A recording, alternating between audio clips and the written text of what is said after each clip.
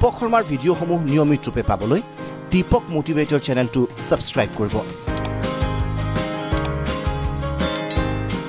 আৰু বেল icon press কৰিবলৈ নাপাহৰিব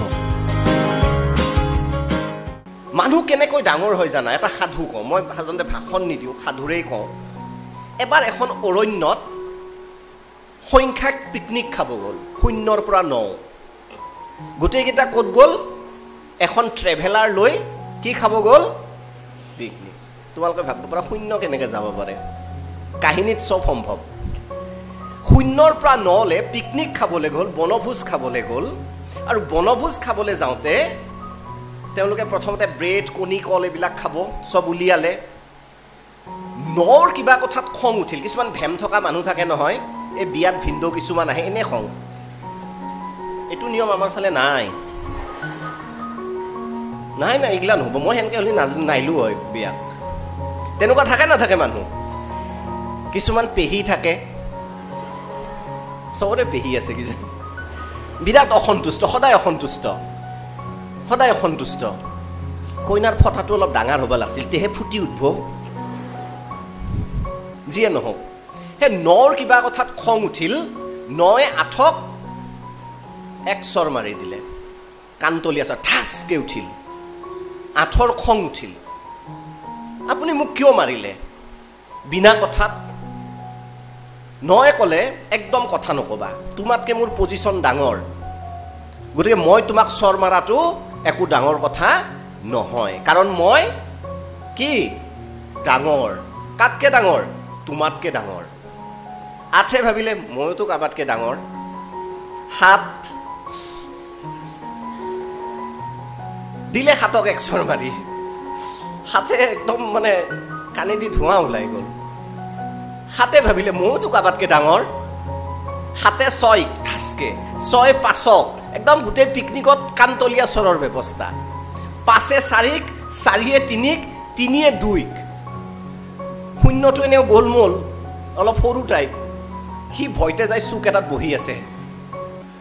এক আগবাঢ়ি আহিল একদম গপছত বেটা ৰেডি হৈ যা তেতিয়া একে কিন্তু 0ক চৰ নামাৰিলে 0ক ক'লে তুমি কিয় ভয় কৰিছা বোলে নহয় চবে লৈ আছেতো মোৰ তাতো পৰিব আৰু মই আটাইতকৈ সৰু গতিকে অলপ ভয় লাগিছে একে মাতিলে এইফালে আহাচোন মোৰ কাষত আহি একেলগে বহুৱালে দুইটাই বহিল 0 ক'লে মইতো আপুনি মাৰিব বুলি ভাবিছিলোঁ মোক নামাৰিলে কিয় ক'লে চোৱা তোমাক মাৰি মই ডাঙৰ নহওঁ মই তোমাৰ কাষত বহাৰ লগে লগে আমি দুয়ো 10 হৈ গ'লো অৰ্থাৎ আমি সকলোতকৈ ডাঙৰ হ'লো কাৰোবাক মাৰি তাচ্ছিল্য কৰি ডাঙৰ নোহোৱা আনক সহায় কৰি তুমি লগত থাকি ডাঙৰ হ'ব পাৰিবা সেইকাৰণে মই তোমালোকক কওঁ যে ডাঙৰ মানুহ হ'বা GIST of the story is that the Morrell of the story is that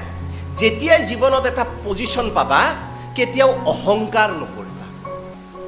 প্ৰিন্সিপালক ছাত্ৰ ছাত্ৰীয়ে সন্মান কৰাটো ডাঙৰ কথা নহয়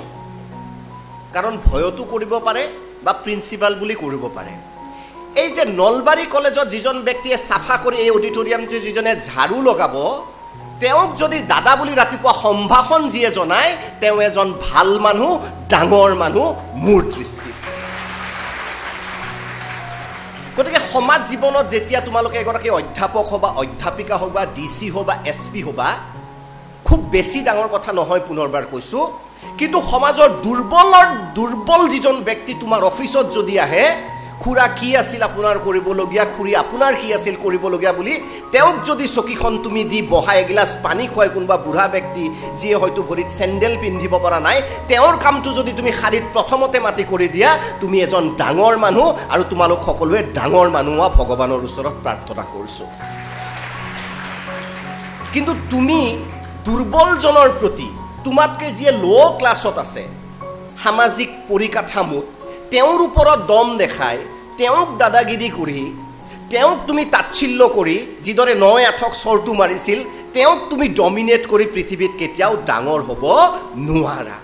গতিকে ডাঙৰ হোৱাৰ একদম সিম্পল ৰুল হ'ল লাইফত তুমি নিজে আনক দুৰ্বল এজনক যদি লগত ৰাখা দুৰ্বল এজনক যদি একেলগে বহিবলৈ দিয়া, দুৰ্বল এজনক যদি তুমি সহায় কৰা, তুমি ডাঙৰ মানুহ হ'বা। সেয়েহে মই ভগৱানৰ ওচৰত পুনৰবাৰ কৈছোঁ যে তোমালোক ডাঙৰ মানুহ হোৱা।